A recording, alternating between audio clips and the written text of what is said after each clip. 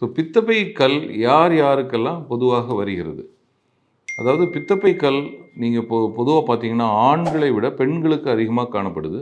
அதே மாதிரி உடல் பருமன் கூட இருக்கிறவங்களுக்கு பித்தப்பை கற்கள் ஜாஸ்தியாக காணப்படுகிறது. பொதுவாக ஒரு 40-50 வயது மேற்பட்டவங்களுக்கு பார்த்தீங்கன்னா இந்த பித்தப்பை கல் பொதுவாக காணப்படுது.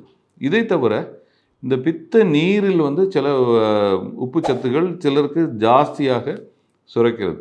ஸோ இது பார்த்தீங்கன்னா இந்த ஹீமோலைட்டிக் டிசார்டர்ஸ் என்று சில இது இருக்குது. அந்த இரத்த அணுக்கள் உடைவதனால அந்த பிலிருபின் பிக்மெண்ட் ஜாஸ்தியை ஃபார்ம் ஆகி அதனால பிலிருபினேட் ஸ்டோன்ஸ் உருவாகுது. சிலருக்கு பித்த நீரில் இன்ஃபெக்ஷன் காணப்படுறதுனால அதிலேருந்தும் கற்கள் உருவாகுது. இது தவிர சிலருக்கு பார்த்தீங்கன்னா கஞ்சனிட்டல், அதாவது அவங்களுக்கு ஒரு பர்டிகுலர் ரேஸ் இருக்கிறாங்க, இந்த ஆஃப்ரிக்கன் அமெரிக்கன்ஸ், அர்போரிஜின்ஸ், இந்த மாதிரிப்பட்டவங்களுக்கும் இந்த பித்த நீரில் உப்பு ஃபார்மேஷன், இந்த கிறிஸ்டல்ஸ் ஃபார்மேஷன் ஜாஸ்தி இருக்கிறதுனால அவங்களுக்கும் இந்த பித்தப்பை கற்கள் பொதுவாக காமனாக காணப்படுது.